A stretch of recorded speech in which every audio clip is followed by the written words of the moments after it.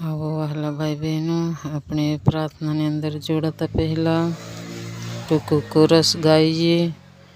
પ્રભુ મહાન છે, દયાળુ છે, તેની સ્તુતિ કરતા પહેલાં આપણે ટૂંકું કોરસ ગાઈએ. Hallelujah, hallelujah, thank you Jesus, hallelujah, hallelujah, hallelujah, hallelujah. Hallelujah, hallelujah, hallelujah. ધન્યવાદ, ધન્યવાદ, ધન્યવાદ, ધન્યવાદ રે મારા જીવતા દે પરમેશ્વર.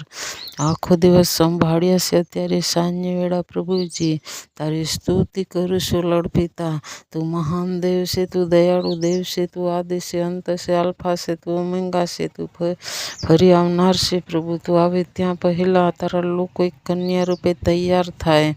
પ્રભુ તારા લોકોને તું લેવાને માટે આવનાર છે. તું આવે ત્યાં સુધી તારા લોકોને શુદ્ધ બનાવ, પવિત્ર બનાવ, તારી પસંદ કરેલી જાતે એક પવિત્ર પ્રજા બની શકે, તારી સ્તુતિ આરાધના કરનાર બની શકે. યેસુ બાપ, હાલેલુયા, તારો ધન્યવાદ કરું છું.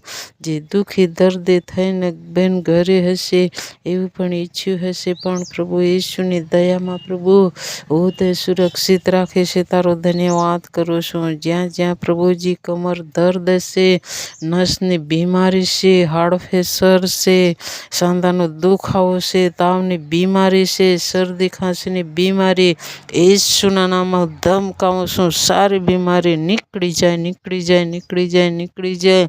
સારી મરઘીની બીમારી યેસુના નામમાં નીકળી જાય, નીકળી જાય. હા, સારી લોકોની મોઢાની કડવાશ નીકળી જાય, નીકળી જાય. પગમાં કોઈ બી જાતનો શ્રાપ હશે, પગ મૂકતે પ્રભુ